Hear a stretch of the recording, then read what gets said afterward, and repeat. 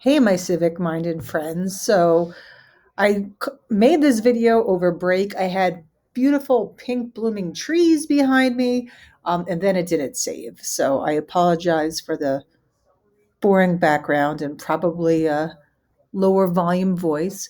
We're going to try this again. And this is all about electing a president. And we can always go through some things in more detail in class. You may notice this image from the 1948 presidential election. And the joke was that Truman actually won the election. So, how did things come out to be like this? Um, we can talk about this in this section and even later when we talk about the media and campaigning. So, modern presidential elections feature distinct stages, not so much like earlier in our history, where it was a little bit different. So, we're talking about the last few decades here. So, what institutions are involved in these elections? And we'll discuss that from the people to the groups. But first, we want to look at the steps or stages of these elections. So, first, we have the exploratory stage, and this can include things like polls, tours, fundraising, books, right? Often, if someone's writing a book that's a politician, that's a good hint that they might be running for higher office. So, an example, 2006, I believe it was, President Obama, who is not yet President Obama, wrote this book, The Audacity of Hope. Um, right now, Will Hurd, who was a congressman from Texas, has this book out, American Reboot, which has some people speculating that he might be running in 2024. So stay tuned, we'll find out. Next, we have intra party elections. So these are things like primaries and caucuses. You may have remembered. The primaries were going on right before school dealt with COVID. Then, once they narrow it down to a candidate, they have a nomination at a party convention. So, for example, when the convention chose for the Democratic nominee to be Biden. And then, lastly, we have a general election, and the Electoral College is involved with that as well.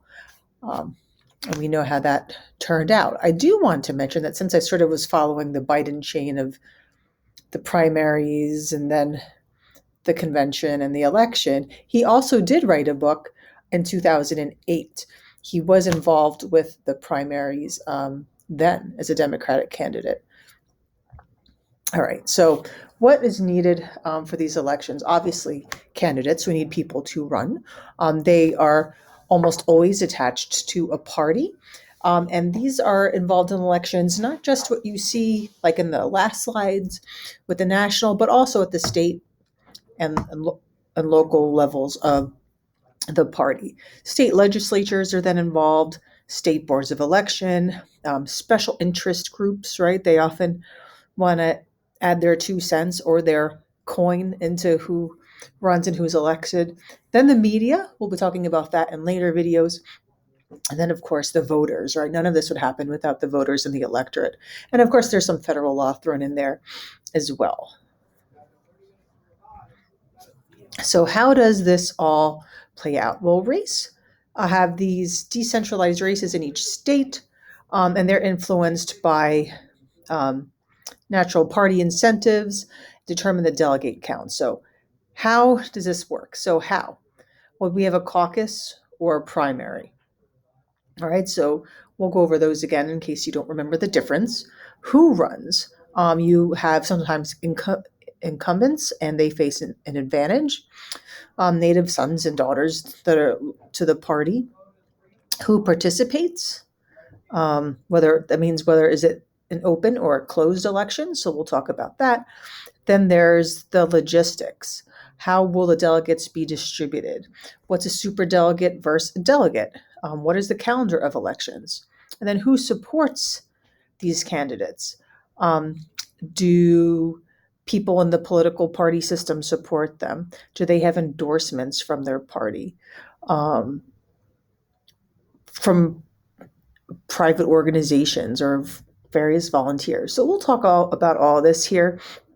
And this news article came out um, just last week. So many Republicans look for Trump um, right now as an endorsing figure, and that's important to some. All right, so the incumbent obviously has an advantage. Um, they've acquired skills on how to run for office, they've acquired resources. They're just better at campaigning because they've done it before, usually, right? They have know the attitudes of the voters. They have name recognition. Name recognition is super important. Like, oh, I've heard this before. I'm going to vote for them. So on the left, you see the incumbent advantage in the House and the Senate, which of course we'll talk again in the future, but then also for the presidency. Only 11 presidents were incumbents and not reelected. So one just being Trump. Before him, it was the first Bush, and then before him, it was Carter and Ford. The very first president, the very first incumbent not to be reelected was John Adams. Of course, campaigns and even the tickets were different back then and how it worked. And then the second one was his son, John Quincy Adams. But the second Bush beat that tradition of sons not being of being an incumbent being reelected. So that's all really important. All right, and now what is the difference between a caucus versus a primary? I have this little screenshot just from factcheck.org. So a caucus, thing to the left of you go for a meeting for a few hours, and maybe right away, suppose I'm at a primary and it's a Democratic, and I wanted Amy Klobuchar, so I'd sort of like sit in the Klobuchar camp, but there may have been others sitting for Buttigieg, Biden, um, Warren, Sanders. Think of all the people who were running back then, Yang. So then maybe after the first round, suppose Klobuchar was down towards the bottom. So maybe like the top 2 or 3 candidates get removed. And then I would decide, okay, well, who's left? Who then will I sit? So you keep getting sort of redistributed until you have a winner. Primary is more like a traditional way of voting. You just vote for who you vote for, and then the winner gets that. Um, it's one-time voting via ballot, and it's more private. Um, then we have an open versus a closed primary. A closed means you can only vote in a primary if you're registered with that party. And New Jersey basically has a closed, even though it says it's open. It sort of like depends on some things. If it's open, the idea is that maybe I'm really a Republican or Democrat, right? But maybe I'm going to vote on the other side because I want to raid the ticket, right? I want maybe the weakest person to be elected so that our nominee may have an advantage.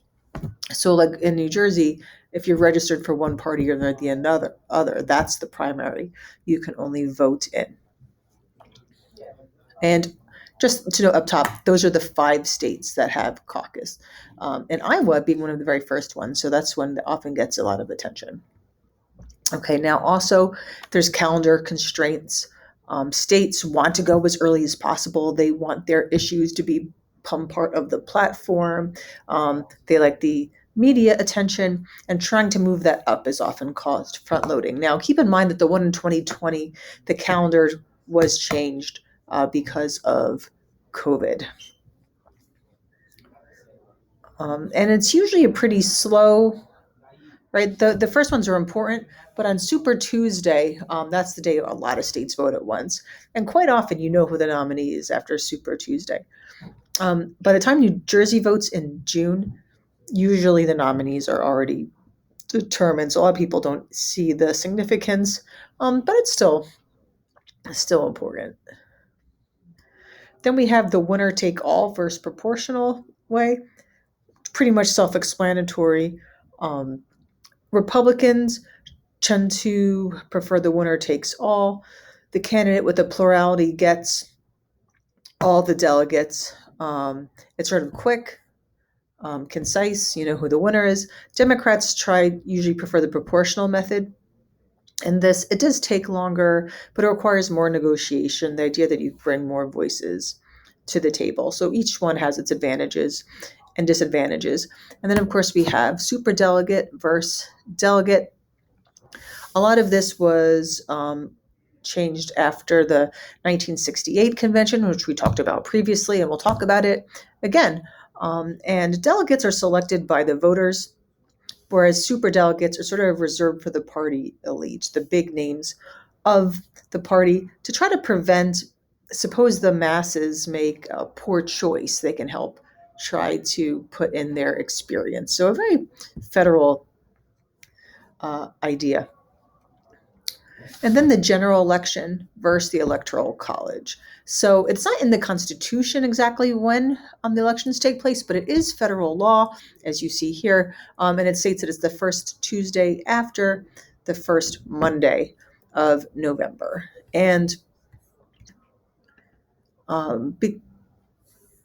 the general election, right, is what the people vote in, and then those votes are counted, and the delegates have all their input, and then the electors actually cast the electoral vote. So you may remember that's what was being counted on January 6th of a previous year.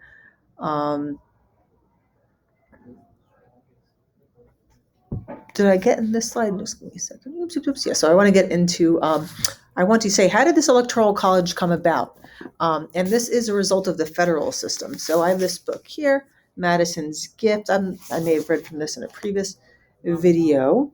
But remember, who was the bigwig writing down all the notes at the Constitutional Convention? That was Madison. So the electoral college is part of the Constitution. It would take not just a law to change. So, like, you could just have Congress pass a law to change the date of the election, but it would take a congressional amendment to actually do away with the electoral college, right? If someone's like, no, I want it to be by popular vote, right? For example, like Hillary Clinton won the popular vote, but she didn't win the electoral college vote. Anyways, here we go. It says, this is about the Constitutional Convention. The second major issue of the closing days was how to choose the president. Few questions so puzzled the delegates. The world of 1787, dominated by hereditary monarchies, provided no models of public executives who were both effective and accountable to the governed. Most state governors, chosen by and subservient to the legislatures, were weak. So that means many governors weren't chosen by the people, but the state legislatures, who the people do vote for, if you can follow that. The delegates sought a method of choosing the president that would make him independent, yet not a despot. The Virginia Plan and the draft produced by the Committee of Detail allowed Congress to choose the president. So it almost was that way imagine if, like, our senators and representatives chose the president instead. But such a president, many feared, would be the creature of Congress. The committee appointed to address the presidency leaned toward having Congress choose the president. Then it reconsidered. As one delegate recalled it, James Madison took a pen and a paper and sketched out a mode for election, with each state choosing individual electors, whose votes would elect the president. The elector system, first proposed by James Wilson of Pennsylvania, remains in the Constitution today. So you can thank James Wilson for the Electoral College, but you see how it is a way that it makes it a bit more of a federal thing where you're including the voice of the people, but there's a system to try to protect that as well. I just have here a news clipping of Trump suggesting at one point to push back the election in 2020, but he changed his mind within hours because both parties sort of called him out on that. All right, then of course we have the importance of swing states and battlefield states. So if it looks like a state might sort of go one way or the other, those are where you're going to see a lot of time by the candidates, a lot of campaigning, lots of resources and money spent there. If you're a state who traditionally always votes strongly on one side or the other, you're not going to see that as much, right? If Texas almost always votes Republican, why are they going to waste their time campaigning there? Or same thing, if California almost always votes Democrat, why are they're going to put their efforts where the states will swing the balance in their favor. So the biggest swing states you see there, or battlefield states, could be Virginia, Pennsylvania, Ohio. Florida, North Carolina, right? It often falls down to these states. Um, Large, homogeneous states, you see less of significance when it comes to things like this. All right. Keep in mind that a lot of people don't vote who are eligible to vote.